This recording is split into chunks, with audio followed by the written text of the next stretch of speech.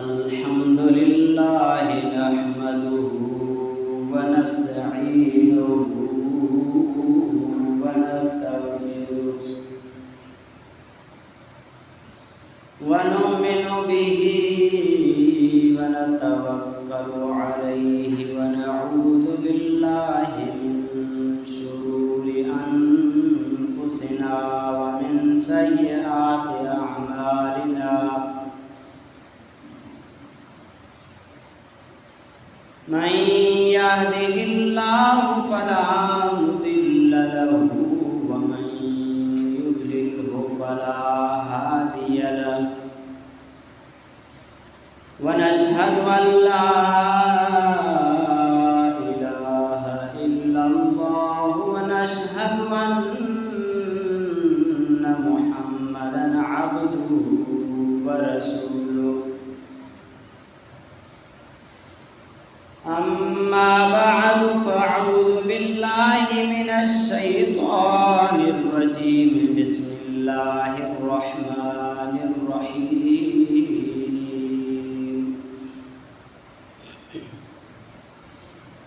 या अय्युहल्लज़ीना आमनु इस्बिरू या अय्युहल्लज़ीना आमनु इस्तईनु बिस्सब्रि वस्सलाति इन्नल्लाहा मअस्साबिरीन वला तक़ूलू लिमन युक़तलु फ़ी सबीलिल्लाहि अम्वातुन बल अहयाउन वलाकिन ला तशऊरून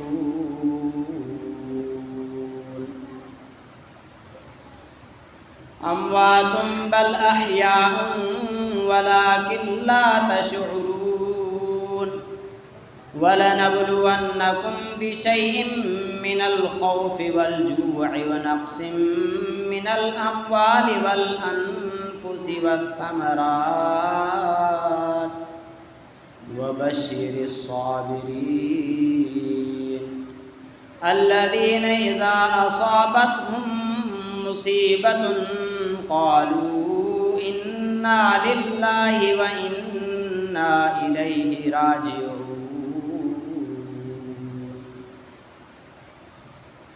उलाइक लहुम मग़फ़िरतुन मिर रब्बिहिम व रहमतुन व उलाइक हुमुल मुहतदून वक़ाल नबी सल्लल्लाहु अलैहि वसल्लम वल्लाहि ला यदखुलु क़ल्ब रजुलिल ईमानु हत्ता युहिब्बुहुम लिल्लाहि व लिक़राबतिहिम मिन्नी वक़ाल नबी सल्लल्लाहु अलैहि वसल्लम अल हुसैनु मिन्नी व अना मिनल हुसैन वक़ाल नबी सल्लल्लाहु अलैहि वसल्लम अल हसन वल हुसैनु सय्यिदा शबाबि अहलिल जन्नह सदक़ल्लाहुल अज़ीम व सदक़ रसूलुहुन नबियुन करीम। ऐ करबला की खाक उस एहसान को न भूल, ऐ करबला की खाक उस एहसान को न भूल, तड़पी है तुझ पे लाशे जिगरे गोशाए बतूल। इस्लाम की लहू से तेरी प्यास बुझ गई, इस्लाम की लहू से तेरी प्यास बुझ गई, सैराब कर गया तुझे खूने रगे रसूल।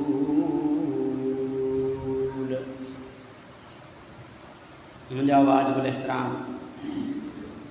अज़ीज़ान गिरामी भाइरो ऐं दोस्तो, 5 मुहर्रमुल हराम 1446 हिजरी बमुताबिक 12 जुलाई 2024 अल्लाह ताला जे घर निमाज़ जुम्मा अदा करे पंहिंजे रब खे राज़ी करण जे नियत सां गॾिजाणी थी आहे। इन ही मुहर्रमुल हराम जे 10 तारीख़ सैयदना व इमामुना नवासे रसूल गोशे जिगरे बतूल शेर खुदा हैदर कर्रार शहीद करबला सैयदना हुसैन रज़ियल्लाहु ताला अन्हु जी शहादत भी इन ही महीने जे 10 तारीख़ में थी। शहादत जो आला मकाम इमाम साहब माण्यो इन ही मुबारक महीने में।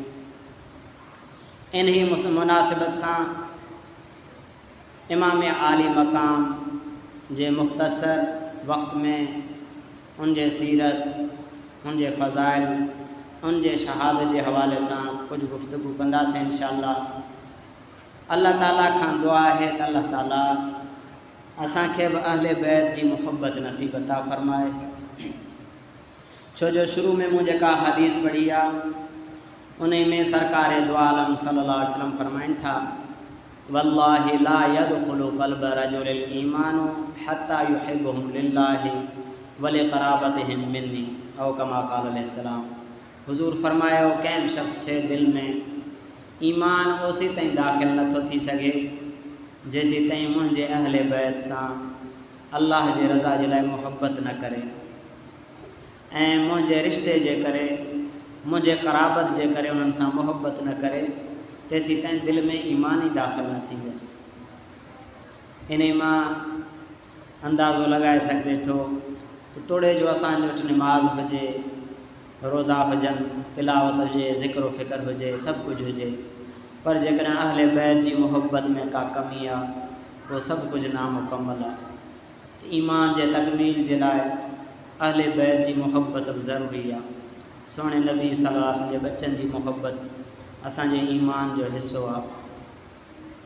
तो मुंहिंजा अज़ीज़ दोस्तो, हे उहो हुसैन आहे जंहिंजे बारे में सरकार दो आलम सल्लल्लाहु अलैहि वसल्लम फरमाइनि था, अल हुसैन मिन्नी व अना मिनल हुसैन। मां हुसैन मां आहियां ऐं हुसैन मूं में मूं मां आहे। इहो कमाल इत्तिहाद ॾे इशारो आहे। माना असां में को फ़र्क़ु ई न आहे, असां में का दूरी न आहे। जेको हुसैन जो रायो आहे उहो ई मुंहिंजो रायो आहे, जेको मुंहिंजो तरीक़ो आहे उहो ई हुसैन जो तरीक़ो आहे, जेको मुंहिंजो मक़सदु आहे उहो ई हुसैन जो मक़सदु आहे।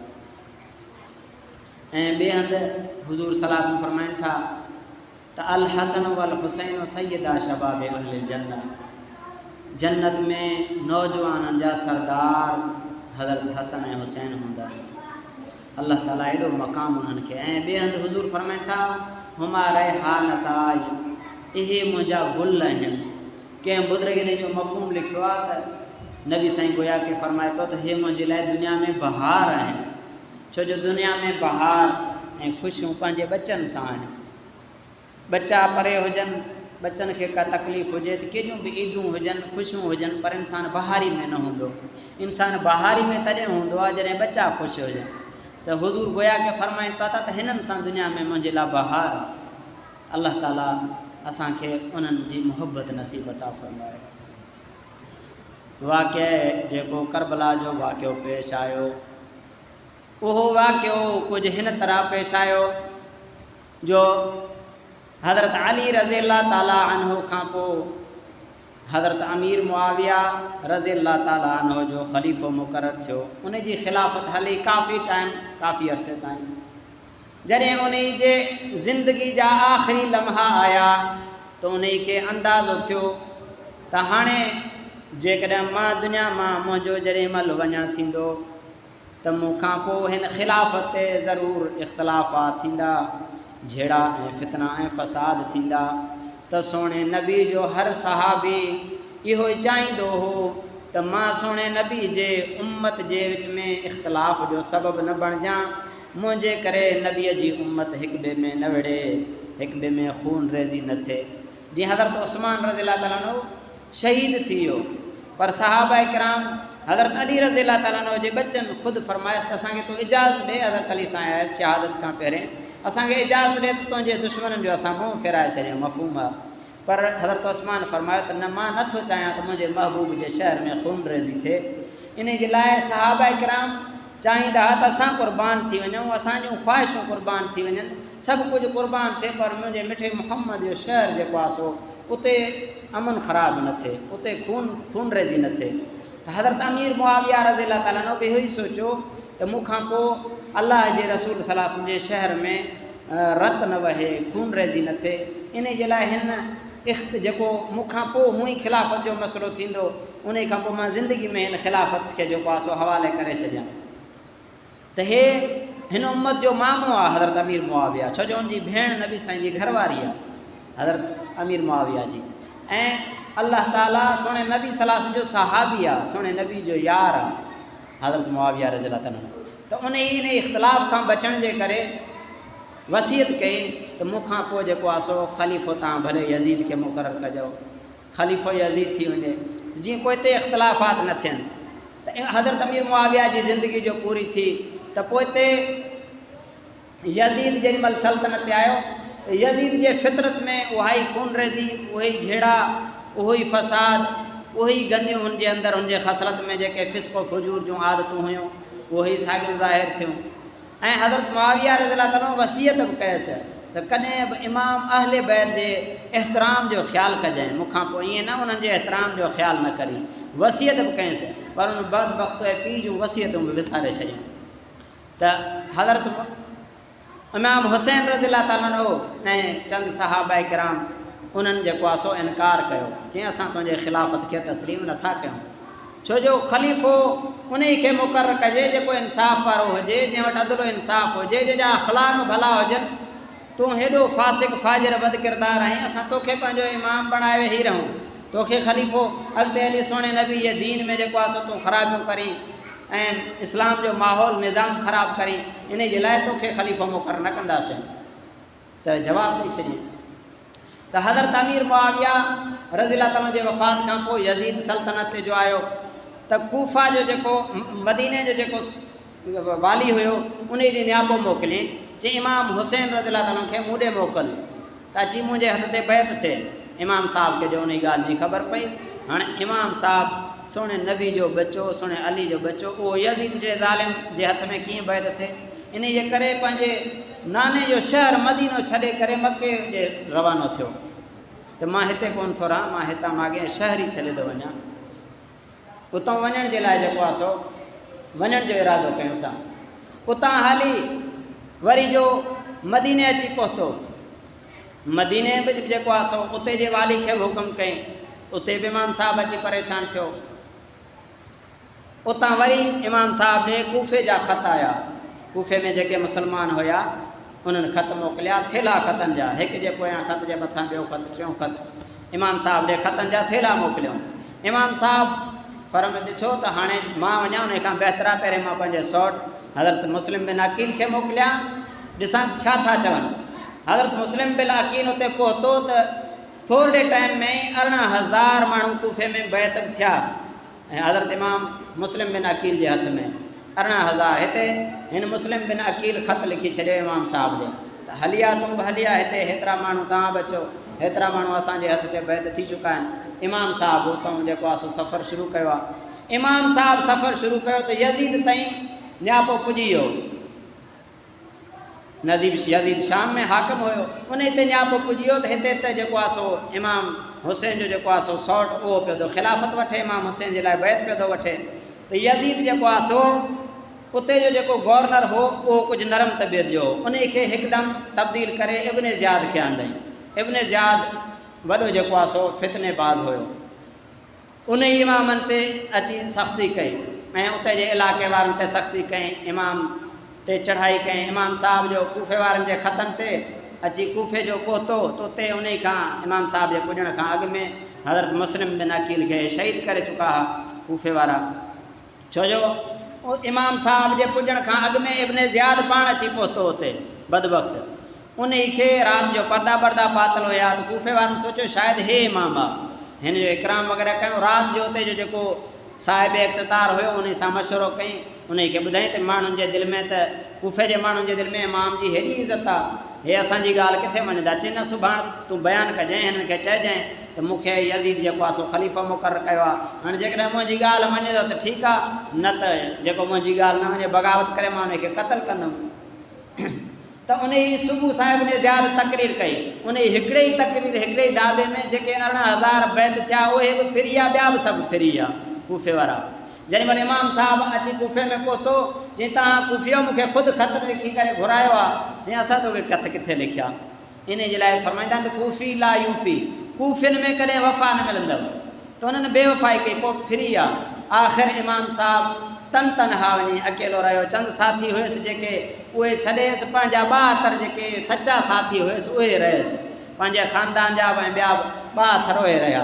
उन्हनि खे अची करे 3 ॾींहं ज़ालिमनि इमाम साहब जो पाणी बंदि करे छॾियऊं ऐं 3 ॾींहंनि खां पोइ इमाम साहब खे इबादत करणु बंदि पिया छॾनि।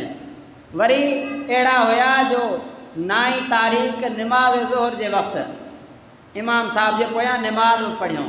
इन जे लाइ भिटाई साहब पंहिंजे अशार में उन्हनि खे माना पंहिंजो चई करे जेके पंहिंजा हुया उहे दुश्मन थिया। पोयां निमाज़ पढ़ण वारा इमाम साहब जे पोयां ज़ोहर निमाज़ बि इमाम जे पोयां पढ़ियूं ऐं पोइ बि इमाम साहब सां दुश्मनी न छॾियूं। मुक़्तदी थी इमाम जा दुश्मन थी पिया ऐं इमाम साहब खे क़तल जे लाइ तयारु थी विया। आख़िर 10 तारीख़ सुबुह जो इमाम साहब जे मथां हमिलो कयूं ऐं इमाम साहब जा सॼा जेके बि ख़ानदान जा हुया हिकु हिकु करे उन्हनि सभिनी खे शहीद करे आख़िर इमाम साहब खे ख़ुदि बि जेको आहे सो शहीद करे छॾियूं ऐं इमाम साहब जे मुंडी खे कपे करे कूफ़े जे बाज़ार में जेको आहे सो घुमायूं। इमाम साहब जे लाश खे घोड़नि सां लतड़ायूं। त मुंहिंजा अज़ीज़ दोस्तो, हे उहो इमाम अॼु बेयारो मददगार मुसलमाननि जे हथनि में आहे, जेके सोणे नबीअ ते कलमे पढ़ण वारा उन्हनि खे बार बार नसीहतूं बि करे पियो त मुंहिंजे खून सां तव्हां पंहिंजा हथ न रंगियो। मां उन ई मिठे मोहम्मद जो ॾोहिटो आहियां जंहिं ते तव्हां कलमो पढ़ियो। उन ई फ़ातिमत ज़हरा जो मां बचो आहियां जेका मिठे मोहम्मद जी धीउ आहे। मां शेरे ख़ुदा जो बचो आहियां, मुंहिंजे हथ सां तव्हां पंहिंजे खूननि खे न रंगियो। पर इमाम हुसैन जी का बि ॻाल्हि न मञूं। एतिरे क़दुरु जो इमाम हुसैन खे हिकिड़े ॾींहुं सख़्तु प्यास लॻी, उन जे करे फ़ुरात नदी ते विया पाणी पीअणु। उते जेॾी महिल पाणी खयूं त उते बि अची करे पी रहियूं।